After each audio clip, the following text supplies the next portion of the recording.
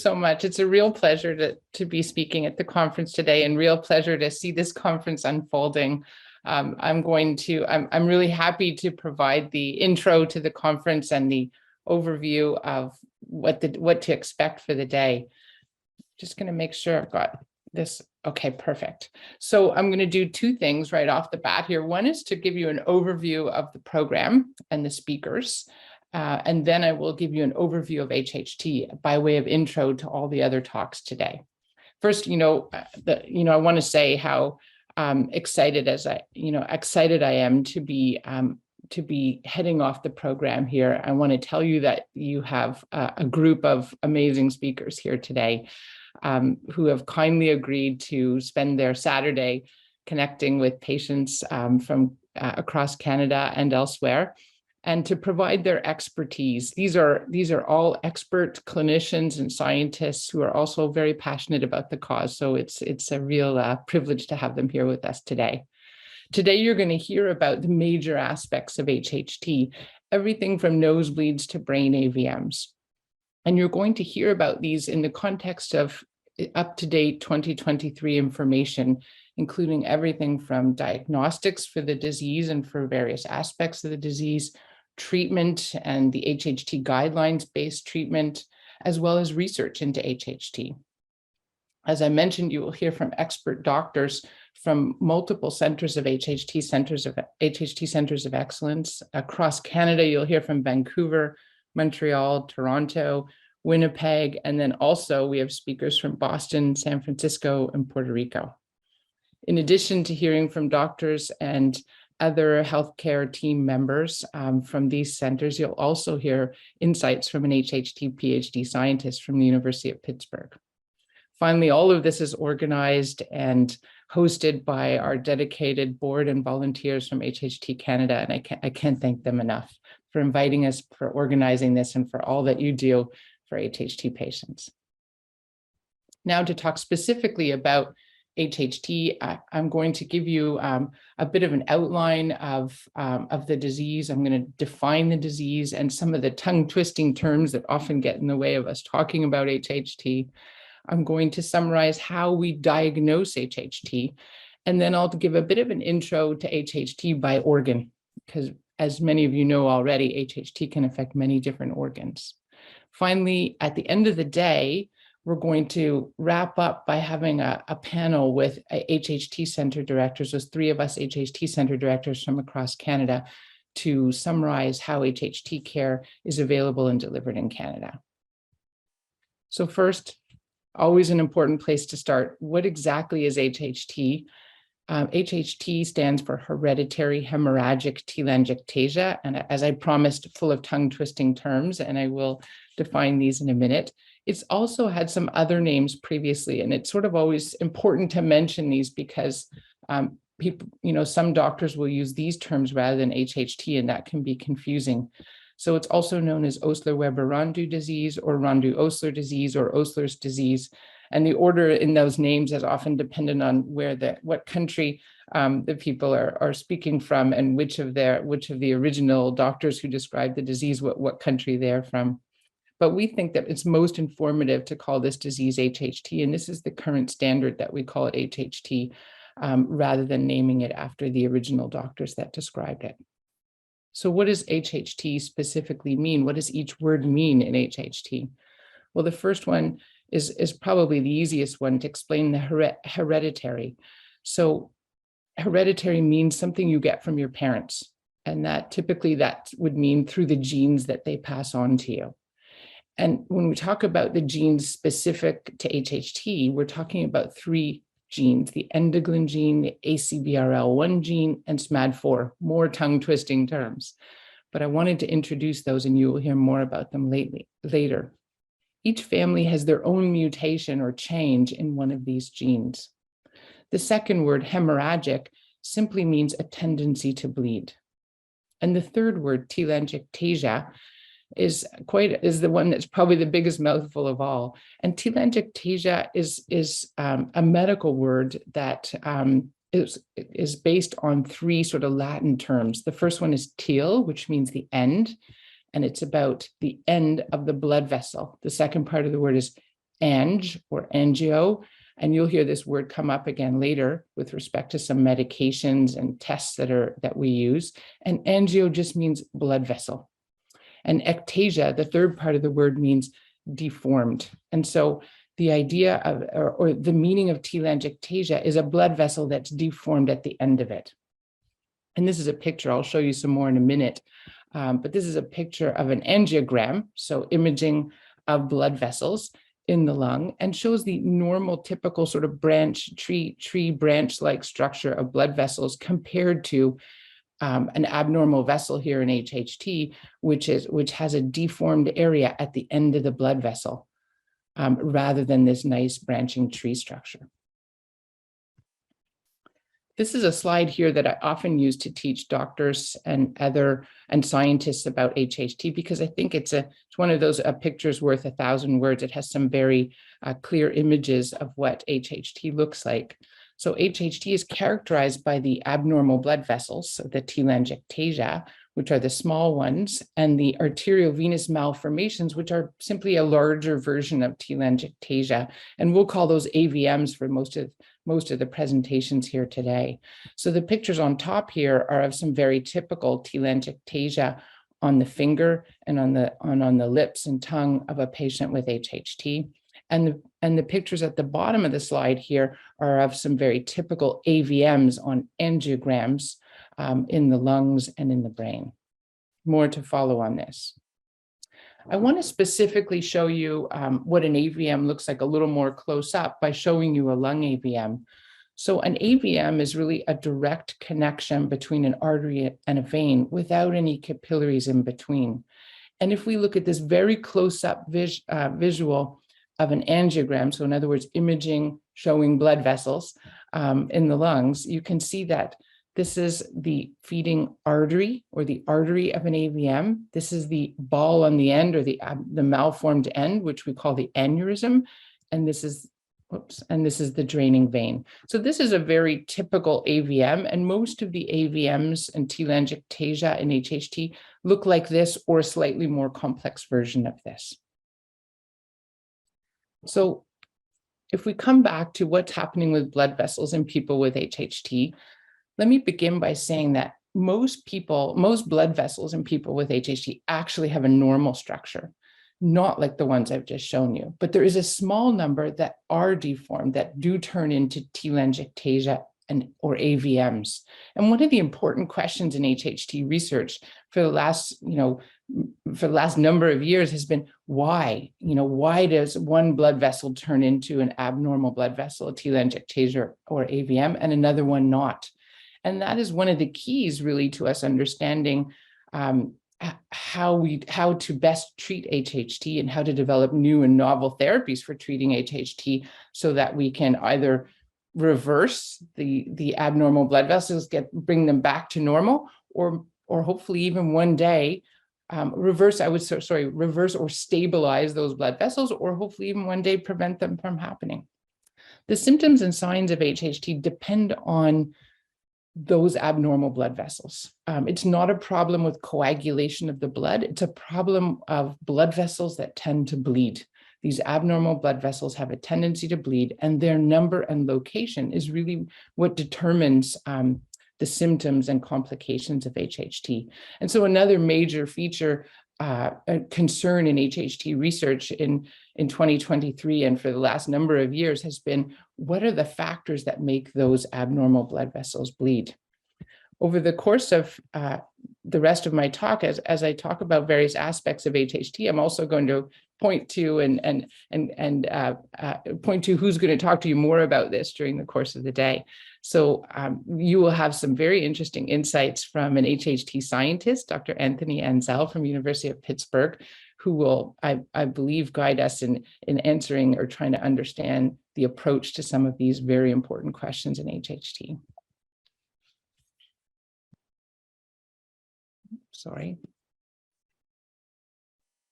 There we go. Moving into the clinical aspects of HHT, let's talk first about the very common features of HHT. So HHT, as I've told you already, is characterized by these abnormal vessels, the telangiectasia. And they most typically occur on the skin and on the mucosa. The word mucosa is a medical word that means the lining of the mouth and of the nose. And that, as you can see in this picture with the telangiectasia on the lips and on the tongue, that those are mucosa.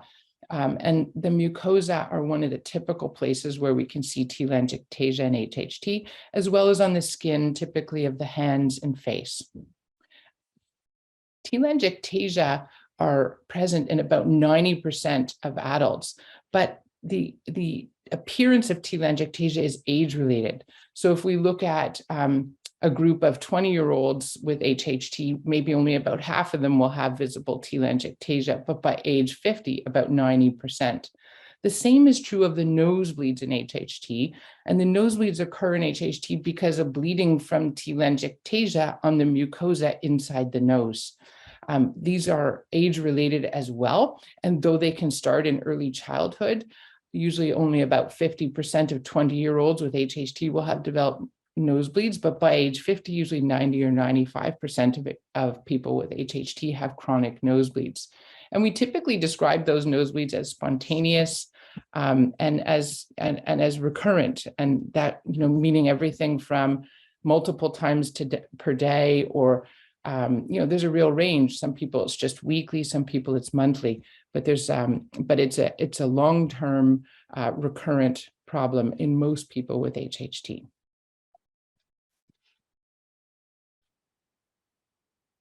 In addition to these common features of HHT, we also have the frequently unrecognized features of HHT, which is the AVMs in the organs. And though they're often unrecognized, AVMs in the organs are not rare. So about 10% of people with HHT will have AVMs in the brain, 40% in the lung, and 30% of people will have HHT in the GI tract, and 75% in the liver. This organ involvement in HHT, unfortunately, often goes unnoticed until it causes a problem, either bleeding or a sudden hemorrhage, like a big bleed, or a complication. And yet there's a role for prevention. So, given that these are actually common features of HHT and there's a role for prevention, it's very important that we make the diagnosis of HHT so that we can begin down this path of prevention. So the next little section of my talk is really going to be about taking this first step in prevention, and it's about diagnosing HHT. So there are two major ways to diagnose HHT, either what we call clinically, meaning in the office with the doctor in the clinic, or genetically, meaning with genetic testing. There are still, one thing we know is that there are still a lot of people out there that have HHT that don't know about it, and even entire families. And there's not only medical evidence to show this, but I can tell you that I see this every week in our HHT clinic in Toronto, that we diagnose new people. We make a new diagnosis of someone who didn't previously know they had HHT. How do we start? How do we make the first diagnosis in a family that doesn't know they have HHT? The way we start is using clinical criteria. And the clinical criteria are based on the things we've already talked about, the typical features of HHT. So there are 4 clinical criteria: the family history, which should be either a first-degree relative that's affected with HHT, or a very typical pattern in the family of nosebleeds throughout, half of the family. The second criteria is recurrent nosebleeds, or epistaxis, being the medical word for that. The third criteria is having organ AVMs, and the fourth criteria is having multiple typical telangiectasia. So if somebody has 3 of these 4 criteria, we can make a definite clinical diagnosis of HHT. And that is the foundation for diagnosing HHT, rather than genetic testing, particularly when we're talking about the first person in a family. If we have less than 3 criteria, we might still very well be suspecting HHT, but we just haven't been able to definitively prove it yet. Once we do have a definite diagnosis of HHT, let's say a new patient that we're seeing in the clinic, the next step is that we will recommend that that person undergo genetic testing so that we can identify the specific gene change in that person that's causing their HHT. If we can do that, then that can help us sort out the rest of the family. So the gene mutations in HHT are typically in either the endoglin gene or the ACVRL1 gene, or less frequently the SMAD4 gene. And each family will have, almost every family will have their own private mutation. And that's sort of like the key or the code to HHT in that family. If we can identify in this new person with a definite, newly seen in this person that we are newly diagnosing based on clinical criteria, if we can identify their gene mutation, then that is now the key to the rest of their family. Everyone else in their family that has HHT will have that very same mutation, whereas anyone in the family that doesn't have that mutation does not have HHT. So I think you can see how this can help really sort out a family where half of the people in the family might have HHT and might not know it. Later today, you will hear from Samantha Afonso, who's the genetic counselor at the Toronto HHT Centre, and she will talk about this in more detail than I am here today. The next topic of importance to many people with HHT and people that are attending here today, I know too, is nosebleeds in HHT. Nosebleeds in HHT can really vary in intensity. For some people, it's a mere nuisance, but for many people, it affects their quality of life, and they have enough bleeding that it can lead to iron deficiency and anemia. And some patients have such severe bleeding that they end up having to visit the emergency room or having urgent interventions or blood transfusions.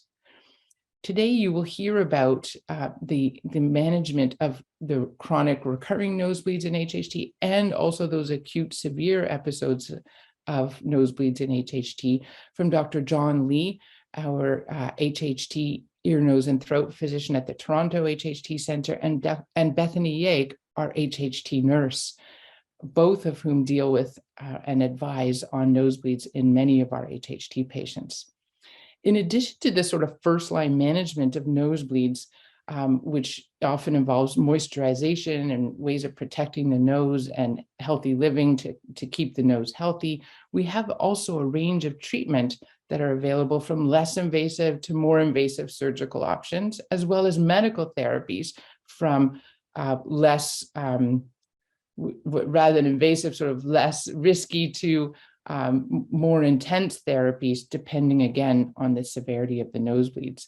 You'll hear later today from Dr. Hani Al-Samkari, who's a hematologist, who's going to talk to you about some of the advanced therapies for severe bleeding from the nose and other aspects of HHT. I want to show you at the bottom of my slide here, I want to call attention to this little HHT guideline symbol. You're going to see this symbol on every slide where the clinical presentation that you're going to hear about, the summary that I'm providing right now, are based on international HHT guidelines, which have been published for the care of people with HHT.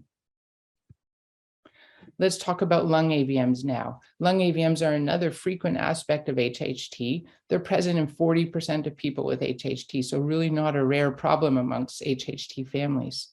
Lung AVMs are often asymptomatic. In other words, people don't know that they have them, but they do put them at risk of serious complications, such as bleeding into the lungs or brain complications from the lung AVMs. The key to lung AVMs is really prevention. It's doing screening tests to find out whether you have them, diagnosing them, and then treating them preventatively with a low-risk procedure called embolization. Today, you will hear from Dr. Scott Apperly, who's a respirologist and Vancouver HHT Centre Director, and Dr. Vikram Prabhudesai, who's an interventional radiologist who treats lung AVMs from the Toronto HHT Centre. Brain AVMs are present in about 10% of people with HHT, and so they too are not rare. They can also be quiet or asymptomatic until the day that they lead to a serious complication. And some of the serious complications include bleeding in the brain, stroke, seizures, and death. And so these are, this is once again an area where prevention is really the key. Today, you're going to hear from Dr. Steve Hetz from the University of San Francisco HHT Center, who's going to talk to us about all the aspects of brain AVM care and HHT, from screening and diagnosis to treating. GI bleeding in HHT means bleeding from the digestive tract, or bleeding typically in HHT when this happens, in about 30% of often older adults with HHT, it's typically from small malformations, more like the telangiectasia on the hands and on the mucosa, but in the stomach and in the small bowel. And most people that have GI bleeding with HHT have no symptoms of it specifically. They don't see that they're bleeding in any way, and they don't have pain from it. However, it can typically lead to iron deficiency and anemia, and that can certainly cause symptoms. So like other aspects you've heard about here already today, the key to GI bleeding in HHT is recognizing it. And so, in our HHT patients, we know to go looking for it when people have iron deficiency or anemia that's out of keeping with their nosebleeds. And we typically will diagnose it with endoscopy, meaning putting a camera down through the mouth to look at the stomach and the small bowels.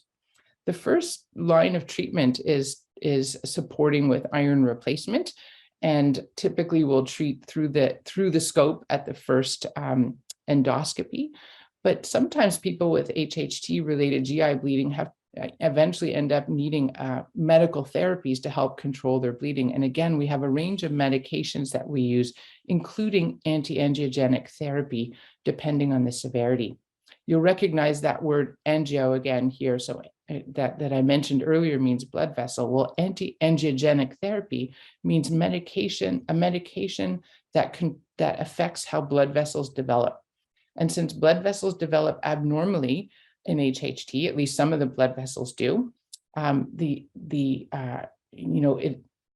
for many years we were looking for treatments that would affect that abnormal blood vessel development and essentially sort of fix it or stabilize the situation. And we now in 2023 do have some medications that are anti-angiogenic medications, and other medications that are getting at the basis of the abnormal development of blood vessels in HHT. You're going to hear more about this from Dr. Hani El-Samkari from the Harvard HHT Centre, speaking most specifically about the management and of iron deficiency, anemia, and also these advanced therapies. Liver vascular malformations in HHT are very common. So about 75% of people with HHT have HHT in the liver, and mostly they are small lesions like the telangiectasia on the skin and the mucosa, or clusters of these. And so that's why we call them VMs and not AVMs or telangiectasia. They're kind of halfway in between. And though most people with HHT have them, probably only about 10% of those people who have liver vascular malformations in HHT will have symptoms from them. If people do develop symptoms, they can be quite serious. The liver vascular malformations in HHT don't bleed, however, or don't typically bleed. However, they more typically can cause strain on the heart and heart failure or arrhythmias, or chronic pain over the liver, or a picture that looks to us doctors like cirrhosis. So we call that pseudocirrhosis. So these complications are obviously quite severe. It's a smaller proportion of patients that will have those types of symptoms, and those are the kinds of complications that we can pick up when we're assessing a patient in clinic. The key to liver vascular malformations in HHT is recognizing them and to treat the symptoms. And if the first line treatment doesn't work, to consider advanced therapies, again, with anti-angiogenic medications, and in some cases, even with liver transplant in severe and refractory cases. Again, Dr. El-Samkari will be talking about some of these advanced therapies. Pregnancy and delivery is an area that we addressed for the first time really in the second International HHT Guidelines. Because there have been some concerns about complications from HHT during pregnancy and delivery. In fact, there are some aspects of HHT, like lung AVMs, that could be more likely to cause complications during pregnancy and during delivery. However, most people with HHT will have a normal and healthy pregnancy and delivery, and the pregnancy can be considered low risk.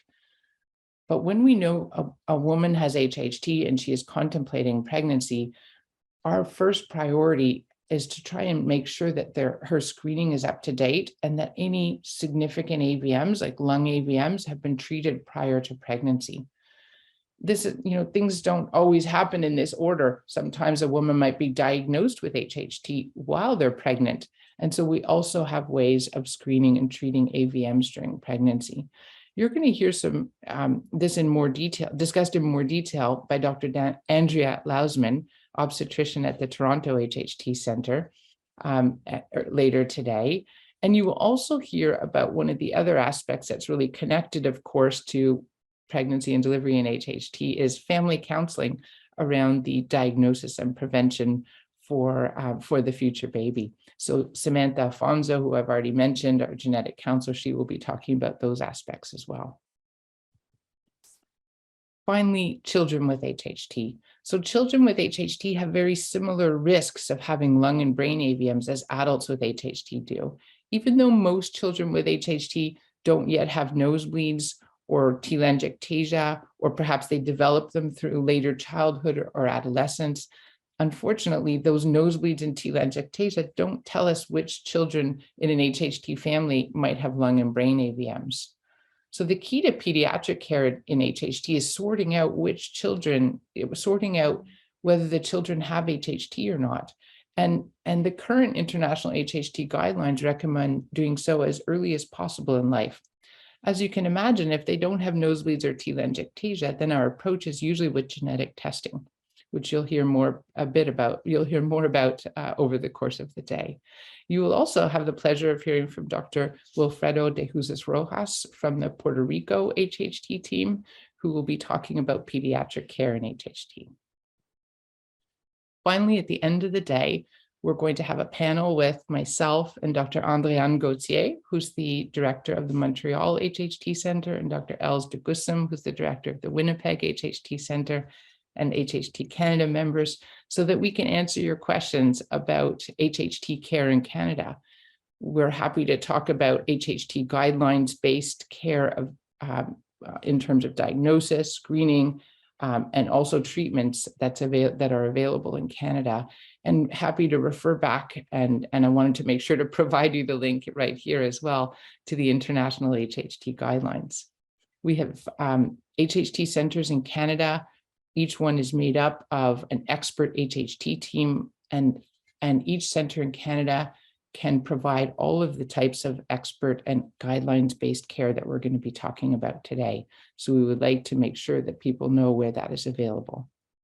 We sure need more HHT centers in Canada, and we're happy to talk about that too, and to work together with HHT Canada and with all of you on trying to help move this forward in Canada.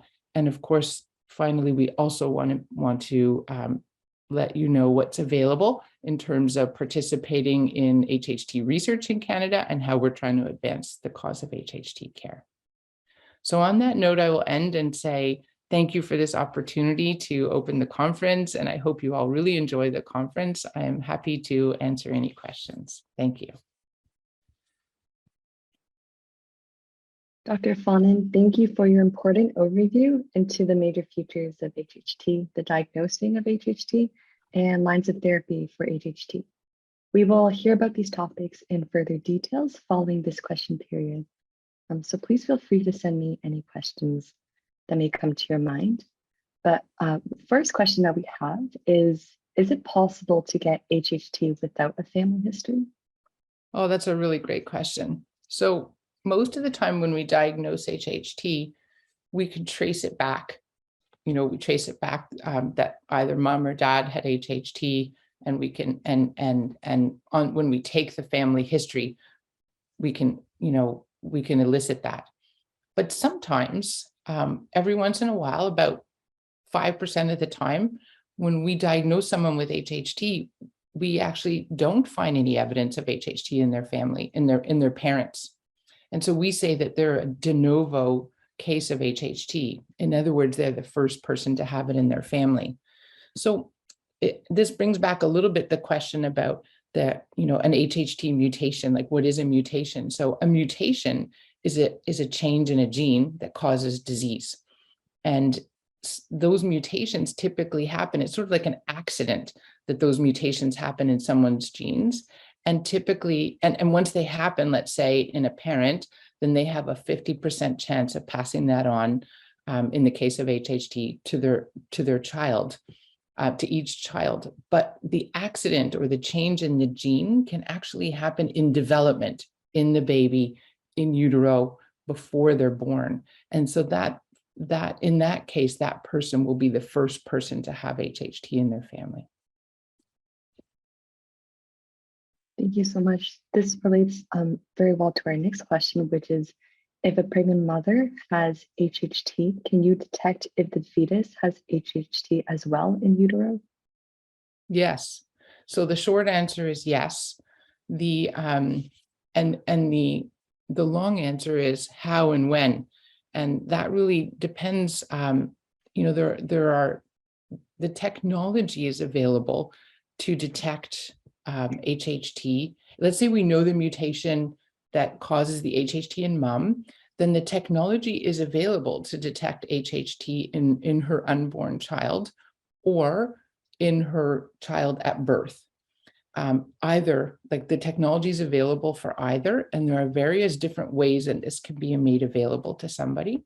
Usually those kinds of conversations will happen with a genetic counselor who has expertise in HHT and also in what we call prenatal counseling. And that helps people often, first of all, to be informed, to know all the different options that are available, and secondly, to make decisions about whether they want to know whether the baby has HHT before birth, or whether they want to plan for that diagnosis at birth. Those are very complex and personal discussions that typically happen with a genetic counselor. And I believe Samantha Afonso will touch on that a bit further, and we're happy to again later in the conference during the question period at the end as well. Another question. What is the relationship between EVMS and blood pressures? Or specifically, should patients with EVMS try to avoid hypertension to lower the risk of ruptures? That's a good question. So, high blood pressure is a common thing in the general population, not more common amongst HHT patients, thankfully. In fact, there have been some theories over the years that maybe people with HHT are less prone to high blood pressure. But to answer your question more specifically, high blood pressure can make AVM or telangiectasia related bleeding worse. So we know that if someone has uncontrolled high blood pressure, it can make their nosebleeds worse. And so we typically do recommend that people with HHT have good, healthy control of their blood pressure as a way to help control some of the HHT symptoms. We don't try to lower people's blood pressure any lower than we would someone who doesn't have HHT. But we do try to make sure that people with HHT get good care for their high blood pressure. Thank you. Definitely very important to know. Thanks. Is it possible to know if HHT gets better or worse as you age? Yeah, that's a good question too. All good questions. So we do know, as I mentioned earlier, that, if you look at, people with HHT who are 20 versus people with HHT who are 50, that you will see a difference in what proportion of them have nosebleeds. So in that sense, many more people at age 50 with HHT will have nosebleeds than people at age 20. So yes, and same goes for the telangiectasia that are visible. But there are other it kind of depends on the aspects of HHT. So there are other aspects of HHT, like lung EVMs, that seem to have pretty much, they're probably there since birth, and they seem to be have the same prevalence across a lifetime of people with HHT. So the same percentage of people at age 50 will have lung EVMs as at age 20 as at age 10, based on the information that we have. So lung EVMs, for example, don't necessarily become more frequent or more in people as they get older. There are some other aspects. This is really a by organ answer, but there's some other aspects of HHT that more typically affect older individuals, like the GI bleeding, or complications from liver vascular malformations. So there are some additional concerns as people get older with HHT. On the bright side, we have more and more therapies for those types of complications in HHT for the more severe end of nosebleeds, for the GI bleeding and liver vascular malformations. So I think there's a lot to be hopeful for. Thank you. And we're definitely excited to hear more about lung EVMs very soon. But before that, just one more question about how can someone seek treatment for HHT if they don't live in a major city in Canada?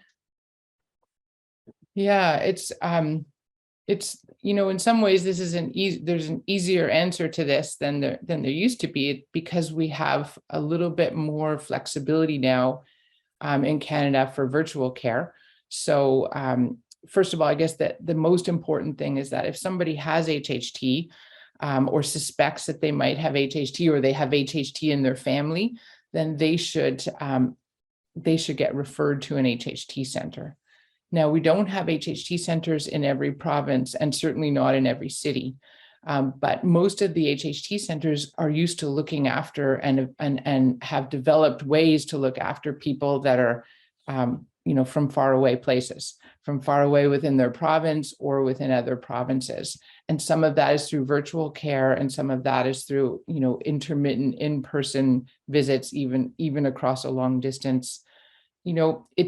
A person with HHT may not need to come frequently to an HHT center, but the International HHT Guidelines and HHT and the consensus is that people with HHT should at least initially be seen at an HHT center, so that they can get the proper organ EVM screening, they can learn about their disease, and they can reconnect with the center if they're having trouble down the road. So it's not always an easy issue, that's for sure, in our country with very long distances. But the best way, I think, to get the process started is to get referred to an HHT center, and then work with that HHT center to figure out how to get yourself to care. The coordination is definitely very key. Mm-hmm. I also have a question about whether there is any correlation between HHT severity and factors like obesity, alcohol use, tobacco use, and stress. Yes, and some of it we know. Yeah, there's a lot that we don't know yet, but there are some things some observations that we make that even when we see our patients in clinic, I can tell you, and observations that we learn from our patients, from listening to our patients. So I can tell you that it is certainly my impression from talking to my patients over the last 25 years that stress makes their nosebleeds worse, and probably other aspects of HHT as well. And that's not surprising, like in the sense that there are many diseases that are aggravated by stress. So I think that we know is a factor, and the impact of it depends on the person and the stress and their disease. A second one, I think, that we know from talking to a lot of our patients that we've learned from them is that alcohol does tend to make bleeding worse. So not only have patients told me that many times, or we've, sometimes we'll do the experiment. I'll say to a patient, well, how about you stop drinking any alcohol for a few months and see how that changes your nosebleeds. And it's never because I think that the alcohol is causing their nosebleeds, but is it aggravating it? And so patients will come back and report back. And in fact, someone yesterday told me this, how different their nosebleeds, how much better their nosebleeds were during dry January. And so, that's an observation that patients make, and there's some good biological explanations for it too. So alcohol tends to open up the blood vessels and make them more make them bleed more easily. And secondly, alcohol, some more than others, can affect how the platelets function, and therefore that it reduces our capacity to clot the blood. So that combination of things can turn mild nosebleeds into severe nosebleeds. The other lifestyle factors and health questions you asked about, we have less data about or no data about yet, but it's certainly an area of interest in trying to understand these in current HHT research.